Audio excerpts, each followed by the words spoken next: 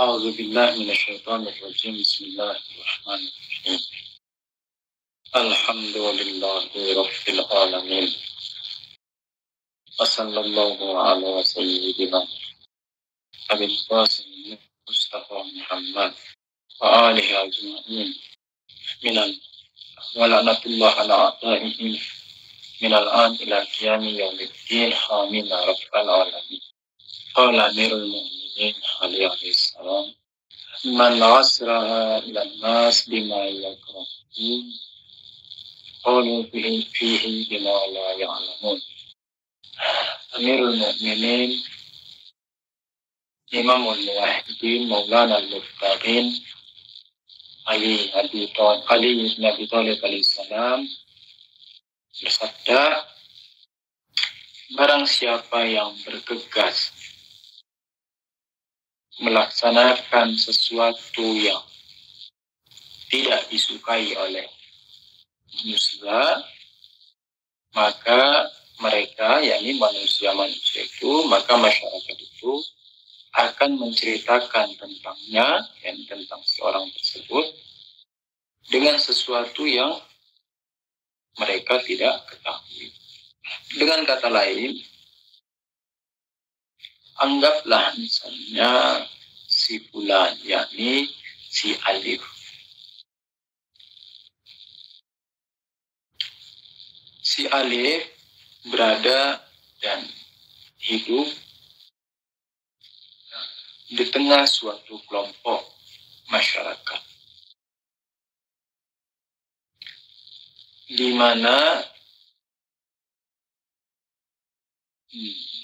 di dalam masyarakat tersebut, di tengah-tengah masyarakat tersebut, terdapat suatu perbuatan misalnya yang masyarakat itu secara kulli, secara universal, secara majmuk, masyarakat tidak menyukai perbuatan tersebut. Nah, jika si Alif ini bergegas dalam melaksanakan hal itu, bersegera dalam mengerjakan perbuatan yang tidak disukai oleh masyarakat tersebut, maka nantinya akibatnya apa? Akibatnya ke depannya masyarakat akan menggunjingnya dan masyarakat akan membahaskannya dan masyarakat akan membicarakan tentangnya dengan sesuatu yang masyarakat itu tidak mengetahuinya. Gimana contohnya? Contohnya gini. Misalnya, kita berada di tengah-tengah masyarakat, di suatu kelompok, yang misalnya mereka tidak suka wiritan misalnya ya.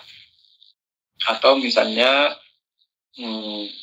mereka tidak suka ngasih ucapan selamat untuk Natalan. Ini kan udah mau dekat Natalan kan ya, tanggal berapa? 9 Desember, dikit lagi kan Natalan kan ya. Nah, kita misalnya tinggal di tengah-tengah kelompok masyarakat di mana secara majmuk, secara kulli, secara universal, masyarakat itu tidak menyukai kalau seandainya ada orang yang mengucapkan Natal, selamat Natal kepada orang-orang Nasrani.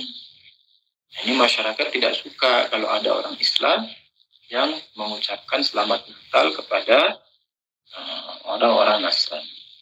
Nah, jika si Alif ini dia bergegas dalam melaksanakan hal itu, bergegas dalam melakukan hal itu, bersegera dalam mengucapkan Natalan. Artinya apa? Artinya masyarakat tidak melakukannya, tapi dia melakukannya. Masyarakat justru menghindarinya, tapi dia justru menyiarkannya, beri ucapan selamat Natal ke orang-orang Nasrani dan sebagainya. Nah, nanti apa yang akan terjadi? Yang akan terjadi, masyarakat tersebut akan menggunjing si alif ini. Masyarakat tersebut akan membicarakan si alif ini. Tetapi bagaimana dia membicarakannya? Dia bilang masyarakat itu akan membicarakan dan menggunjing si alif dengan sesuatu yang masyarakat tidak ketahui. Yani masyarakat tidak punya ilmu terhadapnya. Yani masyarakat tidak tahu kenapa si alif ini mengucapkan selamat Natal kepada orang Nasrani misalnya. Masyarakat tidak tahu sebabnya apa. Masyarakat tidak tahu kenapa dia mengucapin. Masyarakat tidak tahu dalilnya apa. Masyarakat tidak tahu alasan si alif melakukan hal ini apa. Tapi karena masyarakat melihat si alif ini bersemangat dan bersegera dan berpacu dalam, bukan dalam melodi ya, berpacu dalam menyampaikan selamat Natal kepada orang-orang Nasrani, masyarakat bilang, lihat tuh si alif tuh melakukan bid'ah lah, dia ngucapin selamat lah ke orang-orang Nasrani. Kenapa dia ngucapin selamat kayak kurang kerjaan aja. Dan masyarakat tidak tahu kenapa dia mengucapkan selamat. Nah, ini apa yang bisa kita ambil pelajaran darinya? Ada dua hal ya yang kita bisa ambil dari hikmah yang ke-35 ini. Man asra'a ilan nas bima yakrahun qalu fihi bima la ya'lamun. Yakni ada dua hal setidaknya, mungkin bisa 3, 4, 5, 6 bahkan lebih. Tetapi setidaknya ada dua hal yang kita bisa serap dari hikmah. Yang pertama, sifatnya lebih kepada membuat hati kita tenang. Yakni semacam vitamin bagi kita, semacam penenang bagi kita. Artinya begini, alif, kalau kamu yakin itu benar, dan dalilmu kuat, dan kamu memiliki alasan yang kuat, dan kamu sudah menimbangnya dengan seksama, dengan cermat, maka sekali masyarakat akan menggunjingmu, kamu tenang saja, karena kamu berada di jalan yang benar.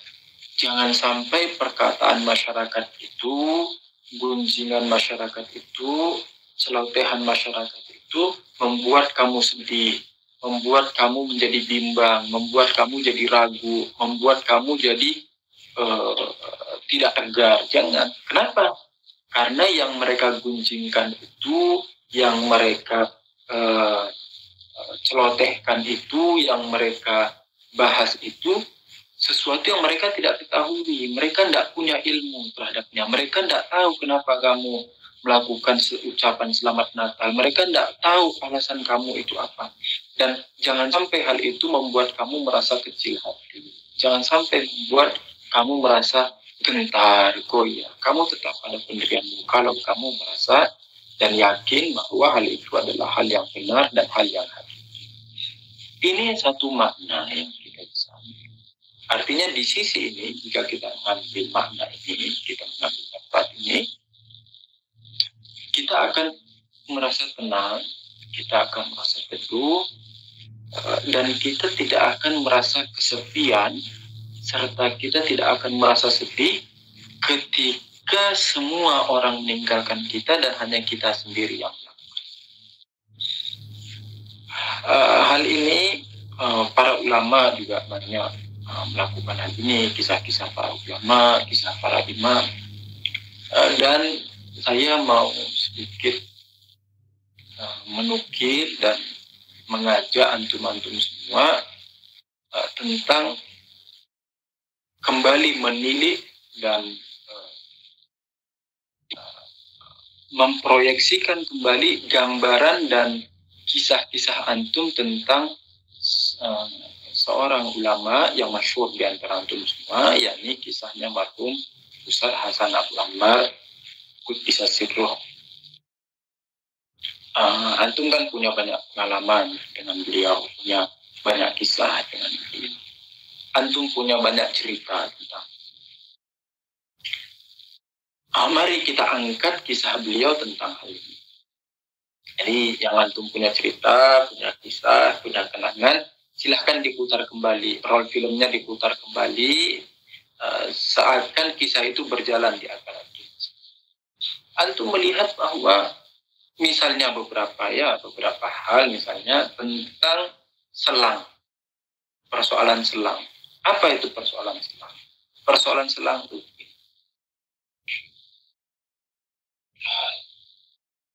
marhum Ustaz Hasan Abu Ammar radhiyallahu anhu sangat menekankan dan sangat menegaskan tentang kesucian, yakni kesucian zahir, juga kesucian batin tentunya. Maksudnya kesucian zahir yakni dari kenajisan itu. Beliau mengatakan, perhatikan kalau kencing, airnya nyiprat ke sana kemari, itu najis. Maka cuci dengan benar, sehingga kakinya tidak najis, kemaluannya dicuci dengan benar, sehingga tidak najis, istibra dengan benar, sehingga tidak najis. Kenapa? Karena kalau nanti najis, bajunya najis, kakinya najis, terus masuk ke lantai tengah, jalan ke sana kemari, ke karpet, duduk di kursi, semuanya itu najis. Akhirnya bajunya najis, ketika sholatnya juga batal. Kenapa? Karena pakai baju yang najis. Nah, lalu dia mengatakan biar gampang, biar hendak najis-najisan, maka gunakan selang. Kenapa gunakan selang? Karena kalau hendak pakai selang, berarti kan pakai gayung tuh. Kalau pakai gayung, berarti airnya air sedikit. Air sedikit itu kan 3 kali. Dicuci 1, 2, 3. Nah, ketika dicuci itu, air yang sedikit itu ketika kena najis dia juga najis. Nah, siraman pertama kita itu kan pakai air gayung ya, kita nyiramnya pakai air gayung. Siraman pertama itu kan najis. Ketika najis terus nyiprat ke kaki kita juga najis, dan begitu terus. Nah, akhirnya beliau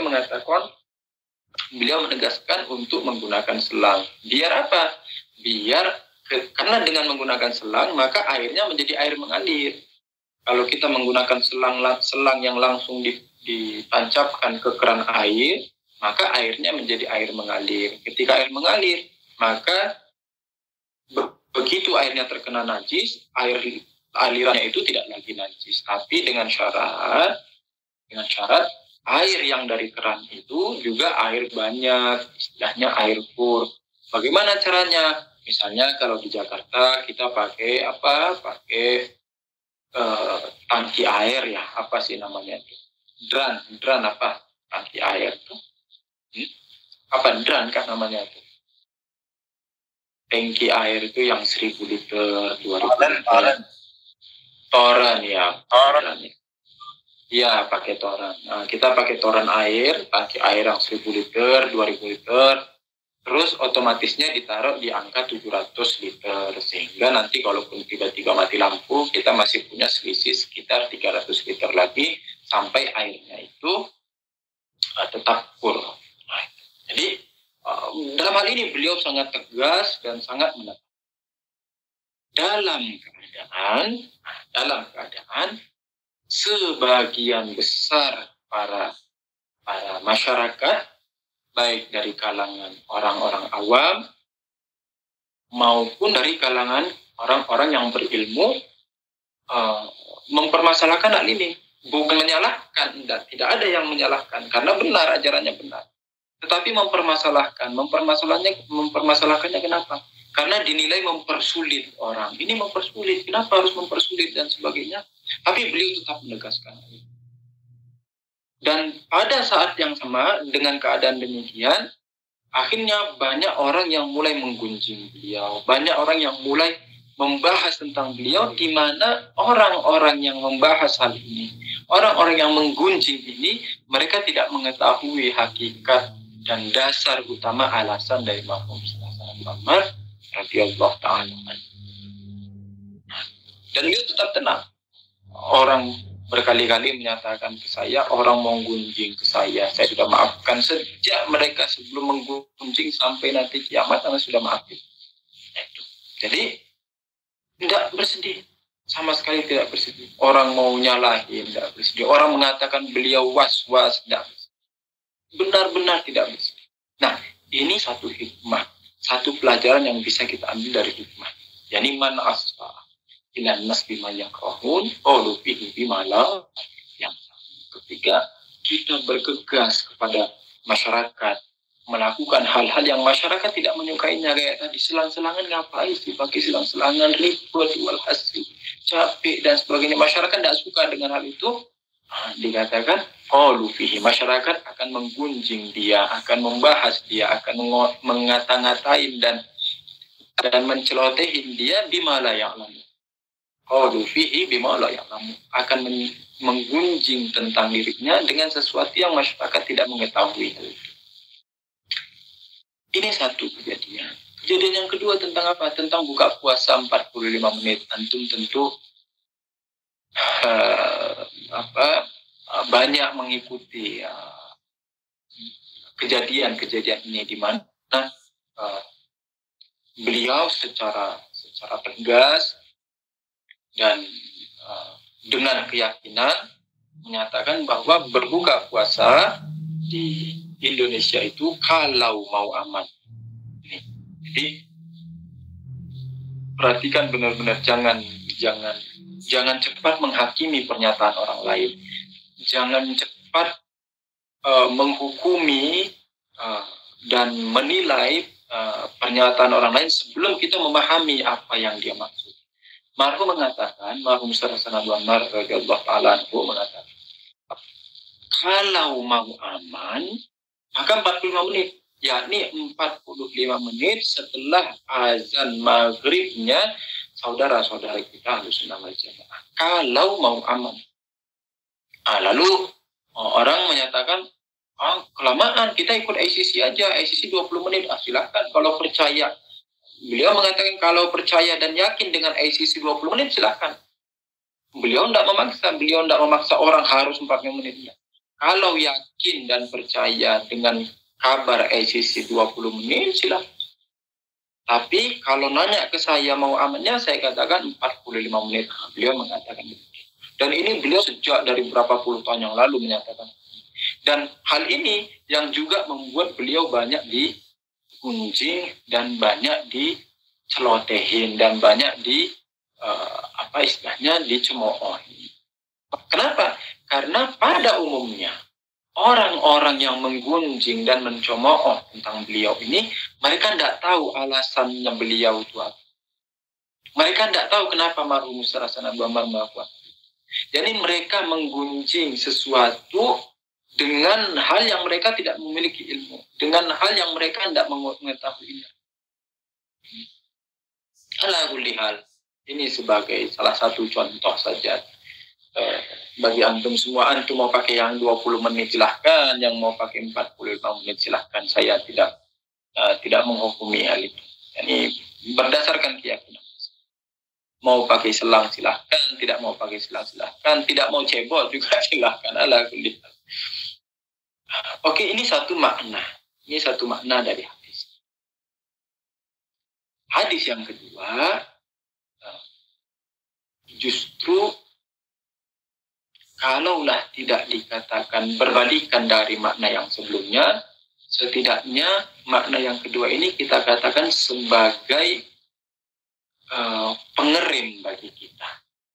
Yani gimana makna kedua? Makna kedua itu ini. Alif, wahai Alif,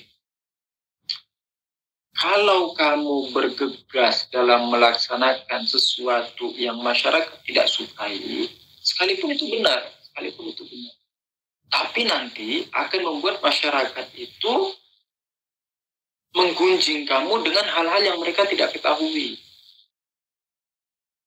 Masyarakat akan membahas tentang dirimu, tentang perbuatanmu, dengan sesuatu yang masyarakat tidak tahu apa itu alasannya.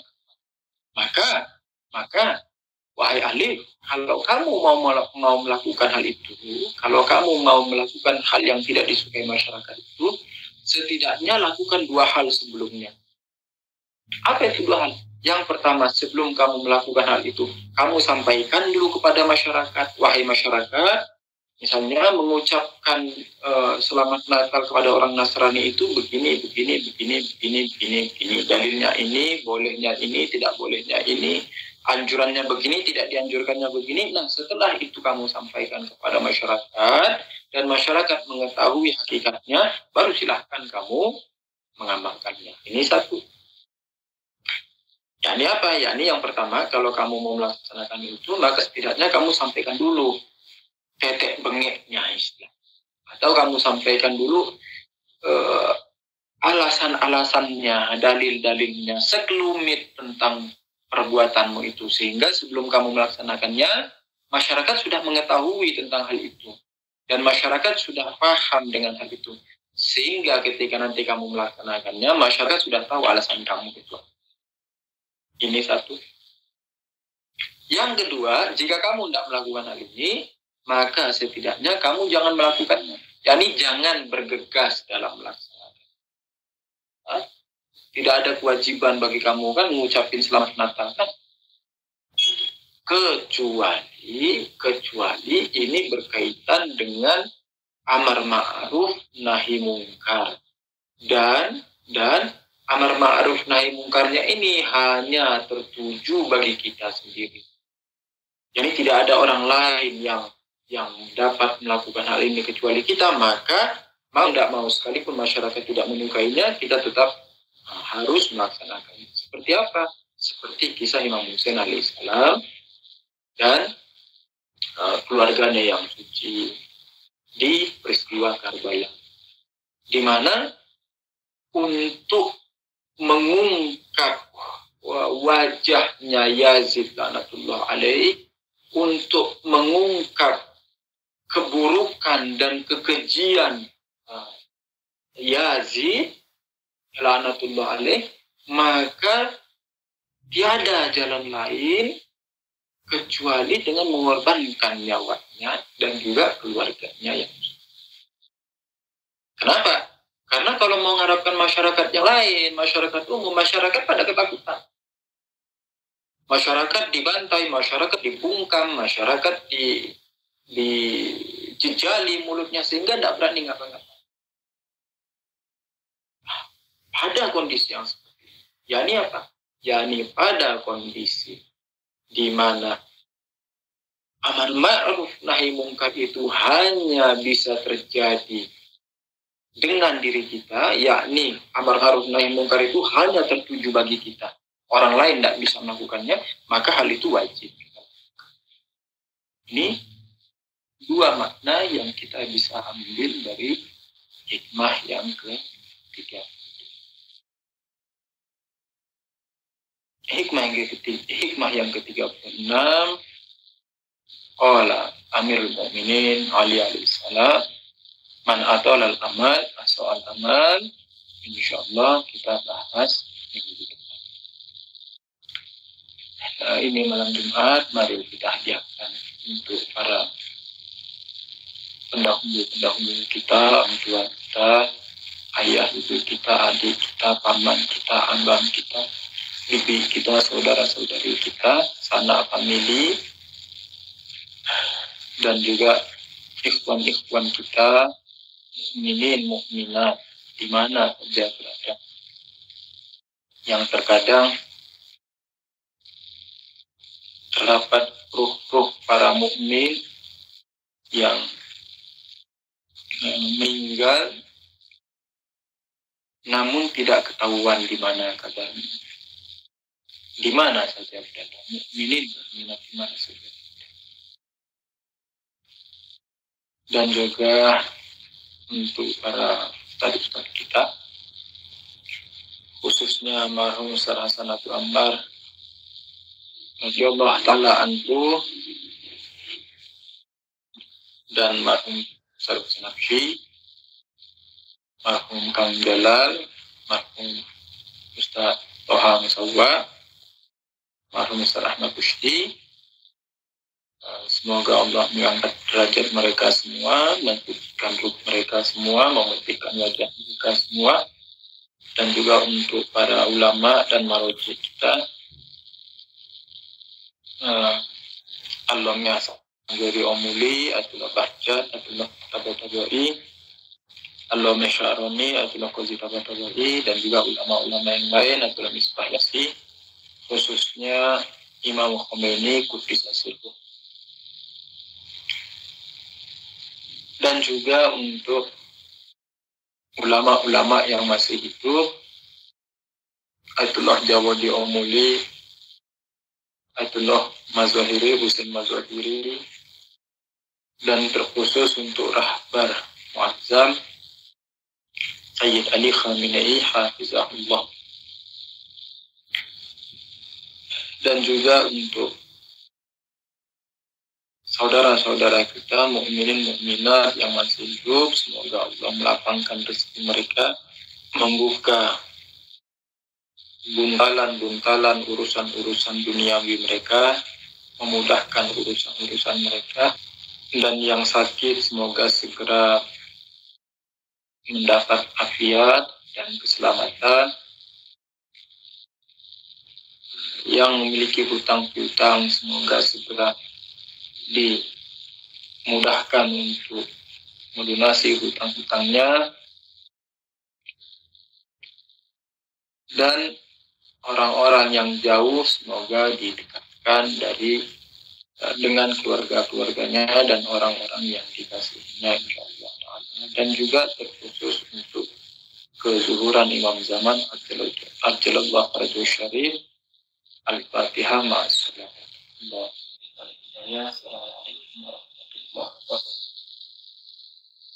Waalaikumsalam warahmatullahi wabarakatuh.